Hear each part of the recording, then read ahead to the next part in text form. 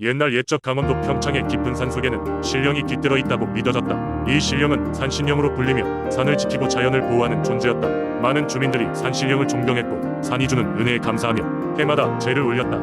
이들에게 산은 단순한 자연, 환경 이상의 존재였고 산신령은 그 중심이었다. 산 아래 작은 마을에는 용감하고 총명한 소년이 살고 있었다. 그는 이름이 범수였으며 뛰어난 지혜와 용기로 마을 사람들 사이에서 유명했다. 사람들은 그에게 어려운 문제를 해결해 달라고 부탁하곤 했고 범수는 항상 지혜롭게 그들의 문제를 해결해 주었다. 어느 날 마을에 큰 가뭄이 찾아왔다. 논밭은 메마르고 동네 사람들도 우물을 찾아 헤맸다. 모두가 걱정에 빠져 있을 때 범수는 해결책을 찾아 산을 오르기로 결심했다. 그는 산신령에게 가뭄을 해결해 달라고 직접 부탁할 생각이었다. 범수는 아침 일찍 길을 나서 산길을 따라 꾸준히 걷기 시작했다. 그곳은 익숙한 곳이었지만 그만큼 어려운 길이기도 했다. 범수는 목표를 잊지 않으며 산의 정상을 향해 한 걸음 한 걸음 발걸음을 옮겼다.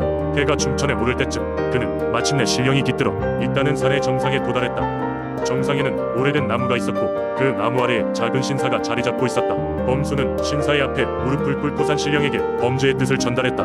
그는 마을의 고난과 가뭄에 대한 상황을 설명하며 마을 사람들을 도와달라고 간절히 기도했다. 한참 동안 기도를 올린 후 신령의 영이 그 앞에 나타났다. 산신령은 표정도 형체도 없는 존재였지만 그의 목소리는 바람을 타고 범수에게 닿았다. 용맹한 소년이여, 너의 진심이 닿았다. 내 너의 요청을 들어주겠노라. 산신령의 말이 끝나자마자 하늘이 어두워지기 시작했고 곧 비가 내리기 시작했다. 마을로 돌아온 범수는 마을 사람들이 기뻐하는 모습을 보았다. 비는 며칠간 계속 내려감을 해결해 주었고 마을엔 다시 평화가 찾아왔다. 범수의 이야기는 마을 사람들에게 오랫동안 회자되었고 사람들은 매해 정성껏 산신령에게 감사의 제를 올렸다.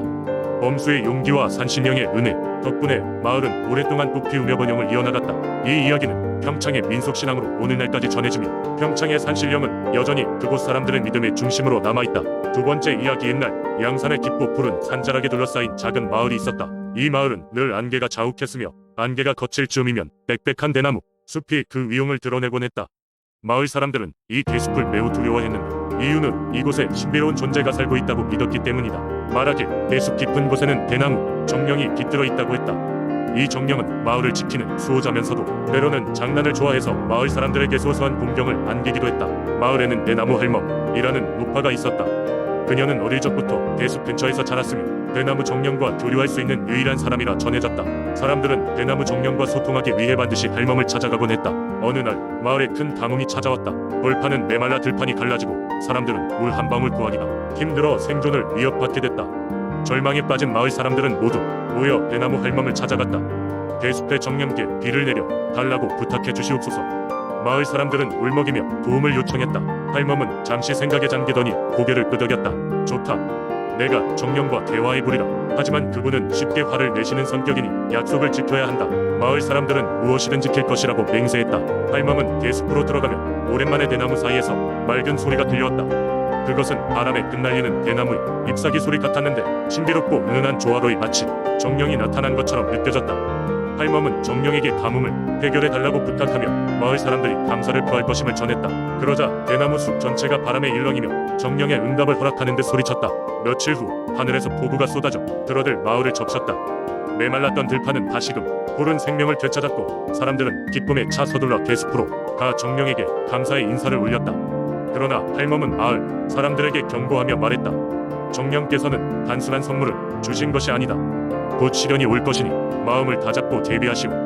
마을 사람들은 차분히 할멈의 말을 새기며 향후에도 정령에게 감사하는 마음을 잊지 않기로 다짐했다. 이후로 마을에서는 매년 대숲 앞에 제단을 설치하고 풍년과 평화를 기원하는 의식을 행했다. 대나무 정령은 마을의 은혜로운 수호자가 되어 사람들을 지켜주었고 대숲은 마을의 전설로 남아 오늘날까지 그 신비로움을 이어가고 있다. 마을 사람들은 대숲을 지키며 그곳의 소리를 들으며 오늘도 감사의 마음을 전하고 대나무 할멈의 이야기를 회상하며 전설을 이어가고 있다. 세 번째 이야기. 옛날 옛적 허천 지역은 고즈넉한 산과 맑은 물이 어우러진 천혜의 자연 환경을 자랑하였다. 이곳에서는 사람들의 손길이 닿지 않은 자연과 조화를 이루며 한 마을 공동체가 살아가고 있었다. 그 마을 사람들은 자연의 이치를 깨달으며 모든 생명에 존중을 표하는 삶을 영위하였다. 그들에게는 수호신이 존재하였으니 그의 이름은 백운호라 하였다. 백운호는 검은 바위와 같이 단단한 몸을 가졌다고 하여 붙여진 이름으로 그의 신령한 형체는 하늘을 수놓은 흰 구름과도 같았다. 백운호는 언제나 마을의 평화를 지키며 사악한 기운이 들이닥칠 때마다 은밀히 모습을 드러내어 마을 사람들을 보호하였다. 마을 사람들은 백운호를 경외하며 그에게 감사의 제례를 드려왔다. 특히 백운호가 모습을 나타낼 때면 그날은 반드시 마을에 큰 행운이 따르는 것으로 여겨졌다. 예를 들어 한 해는 장마철 이윤환이 길어지면서 농작물들이 물에 잠겨 위기에 놓였을 때였다. 마을의 나무와 집들이 빗물에 흔들리는 가운데 많은 이들이 걱정으로 잠을 이루지 못했다.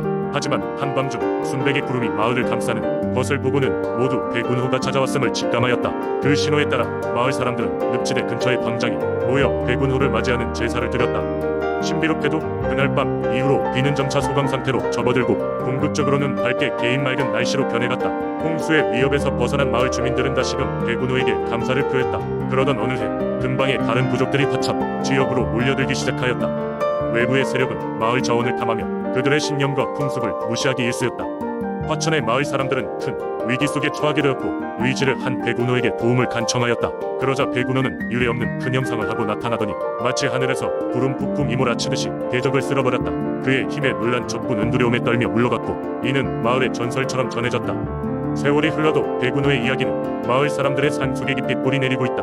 매년 정해진 날이 되면 마을 사람들은 백운호에게 감사를 표하며 제사를 지내고 주변의 자연과 평화롭게 공존하는 축제를 연다.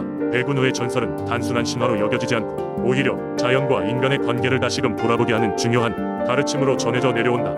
지금도 화천 마을의 사람들은 그 전통을 부지런히 지키며 백운호를 무언의 보호자로 여긴다. 네 번째 이야기. 옛날 옛적 경상북도 포항의 한 작은 마을에는 용추계곡이라는 신비로운 장소가 있었습니다. 이 계곡은 맑고 푸른 물이 끊임없이 흐르는 아름다운 곳이었지만 그곳엔 특별한 전설이 있었습니다. 전설에 따르면 이 계곡엔 용신이 살고 있다는 것이었지요. 용신은 순수한 마음을 가진 이들에게는 복을 주지만 욕심 많은 이들에게는 큰 화를 내린다고 전해져 내려왔습니다. 마을 사람들은 항상 용추 계곡을 신성한 곳으로 여겼고 1년에 한 번 마을의 번영을 기원하며 제사를 올렸습니다. 제날이 다가오면 마을의 아이들은 제사 준비를 돕거나 용추 계곡 주변에서 놀며 즐거운 시간을 보냈습니다. 그렇게 평화로운 나날이 계속되던 어느 해 마을에 예상치 못한 가뭄이 찾아왔습니다. 몇 달 동안 비가 내리지 않아 마을의 논밭은 메말랐고 주민들은 극심한 식량 부족에 시달렸습니다. 마을 이장은 이 절망적인 상황에서 모두가 살 길을 모색해야 한다고 주장하며 용신에게 도움을 청해야 한다고 결심했습니다. 그는 용추 계곡에서 특별한 제사를 올리고 용신에게 비를 내려달라고 간절히 기도하기로 했습니다. 마을 사람들은 그 어느 때보다 정성껏 준비하기 시작했습니다. 제사 음식과 함께 각 가정에서 가장 아름다운 비단과 보물을 모아 정성스레 바쳤습니다. 제사 당일이 되자 마을 사람들은 모두 용추 계곡으로 모여 마음을 모아 기도했습니다. 마을의 아이들도 자신들의 소원을 적은 종이를 물 위에 띄우며 순조로운 비를 기원했습니다. 긴 기도가 끝나고 하늘을 바라보던 사람들은 믿을 수 없는 광경을 목격했습니다. 구름 한 점 없이 맑았다. 하늘에 갑자기 먹구름이 몰려오더니 마침내 단비가 내리기 시작하는 것이었습니다. 마을 사람들은 크게 기뻐하며 용신이 자신들의 간절한 기도를 들어주었다며 감사의 눈물을 흘렸습니다. 그 후로도 마을에서는 매년 용추계곡에서 정성껏 제사를 올렸고 그 덕분에 마을은 풍요와 번영을 누릴 수 있었습니다. 용신의 이야기는 세월이 흐르며 잊혀지기도 했지만 그때의 감동과 감사의 마음은 오랫동안 마을 사람들의 기억 속에 남아 있었습니다.